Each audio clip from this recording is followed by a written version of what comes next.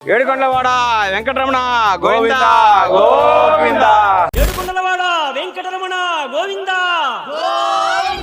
మీరేమో చెప్తే ఇది రాజకీయ యాత్ర కాదంటున్నారు కానీ సార్ ఇది లోకనాయకుడికి సంబంధించింది సార్. నారా చంద్రబాబు నాయుడు గారు అనేవాడు visionary leader.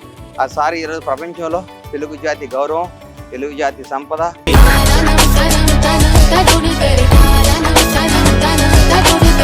Padayatra I think 200 కిలోమీటర్లు దాటేశాం.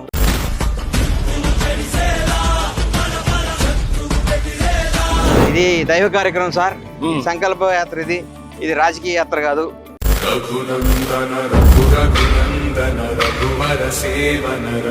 చంద్రబాబు నాయుడు గారి కోసం చంద్రబాబు నాయుడు గారు జైల్లో ఉన్నప్పుడు, స్వామి మా సార్ని ప్రాణాలతో బయటికి తీసుకురా, నేను నా గడప నుంచి నీ గడప దాకా వస్తాను మొక్కున్నాను.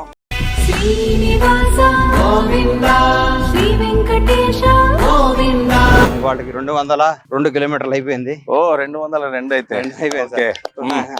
భగవంతుడు దయ వల్ల స్వామివారి ఆశీస్సులతో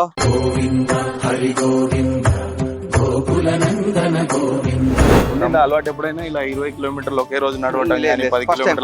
5 కిలోమీటర్ల కేవీఆర్ పార్క్ వాక్ చేసేది. ఇప్పుడు 8 కిలోమీటర్లు నడవటం ఫస్ట్ టైం. 25 కిలోమీటర్లు దేవుడే నడిపిస్తున్నాడు అనవచ్చు. 100% భగవంతుడే.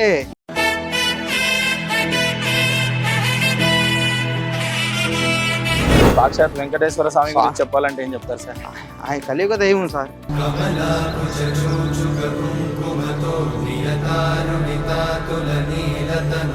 ఆ ఏడుకొండల వాడి దగ్గర మా నిజాయితీగా, అయ్యా నాది సమస్య, నిజాయితీ అయిన సమస్య, నిజాయితీ అయిన కష్టం, నిజాయితీ అయిన కోరుకుంటే తప్పకుండా నెరవేర్చేవాడు ఆ ఏడుకొండల వాడు.